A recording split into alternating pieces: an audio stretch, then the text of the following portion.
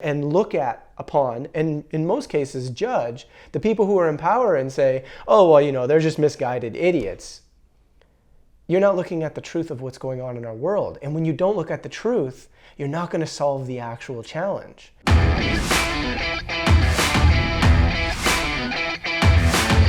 All right, I wanted to address something really quick because obviously this idea of bringing personal transformation into politics and all that sort of stuff and viewing our world through that way is starting to gain a little bit more steam in the mainstream ever since, Marianne Williamson started running for president. And this is, from what I said at the beginning when people were saying, what do you think of Williamson running for president? I said, it's great. It's going to make mainstream this idea of talking about peace, talking about love, talking about personal transformation as it relates to our world. And I proposed that the challenge would obviously be whether or not she's going to be willing to talk about the other side of it, which, I put out a video yesterday, it was 10 minutes, it was half of an entire segment. And there's been some feedback of people going, what you're missing part of the thing, you're mischaracterizing her, you're not entirely, bringing in the full picture here. And it's like, well, actually the full picture is covered in the entire segment. But at the same time, a lot of people are sort of missing the nuance to the point that I was trying to make. And I kind of wanted to clear that up and bring it a little bit more concise here because, back in 2009, we released a documentary and it was the first time, at least that I had seen, I'm sure there's maybe, pieces of it out there in a book somewhere here and there. I'm not 100% sure, but it was the first time I saw something go viral, which our documentary back in the day did, that was spreading the idea of personal transformation, politics, what's going on in our world are all connected. It's all part of the exact same thing because it's all part of consciousness.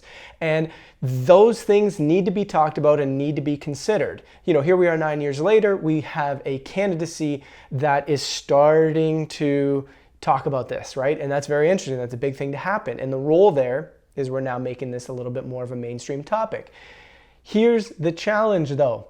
Part of waking up, part of personal transformation, part of what's happening within that entire thing is being able to look at our world with courage and say, that is happening, whatever it is, for this particular reason.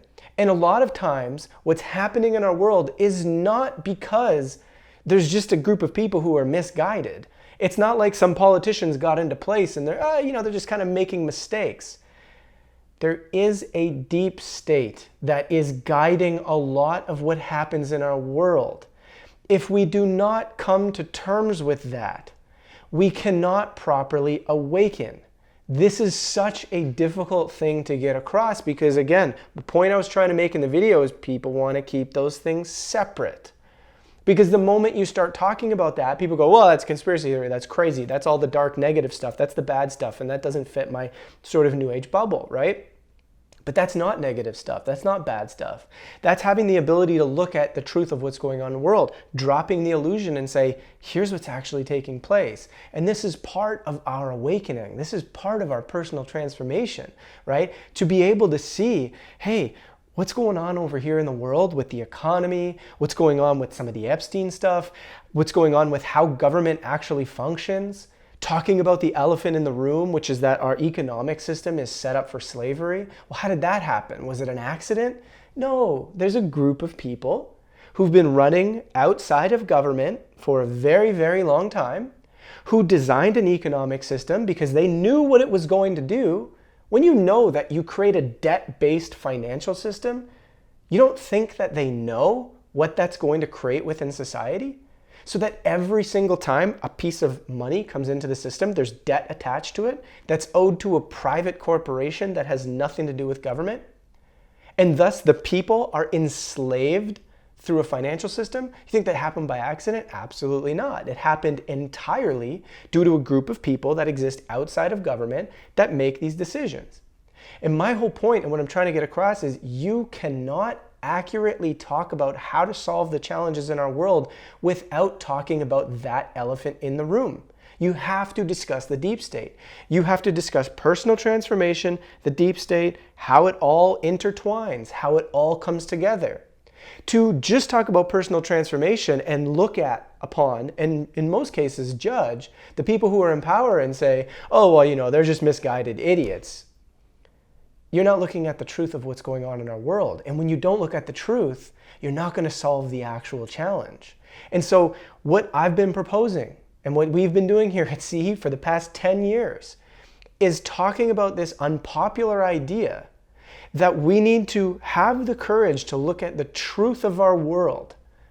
What actually goes on behind the scenes? Sometimes what people call conspiracy theories, which really aren't. It's just the truth of what's going on. It's looking at the facts, and instead of switching out that narrative like the mainstream does and pretending it's not true, it's looking at the facts for what they are and presenting those, and using that within personal transformation to shift our world.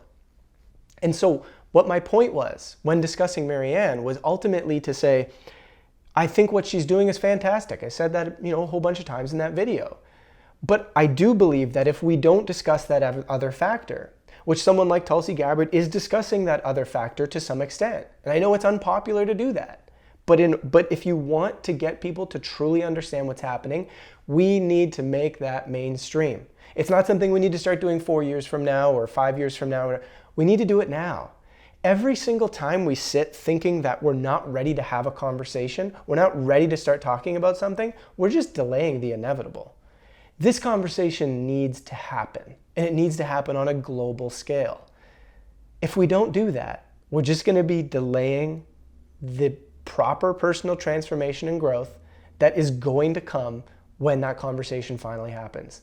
So all I'm saying is let's focus on looking at that entire picture versus just looking at one piece of the puzzle or a little piece of the puzzle over here, which is, hey, if we bring love or if we bring peace into politics, it'll fix itself.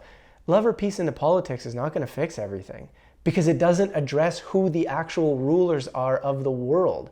Do you think when someone becomes a president, they're going to just be able to put out peace and love within politics? No, because that's not who runs the world. That's not who runs a country. Who runs the country is beyond that. There's a deep state in place there. And we need to have those conversations.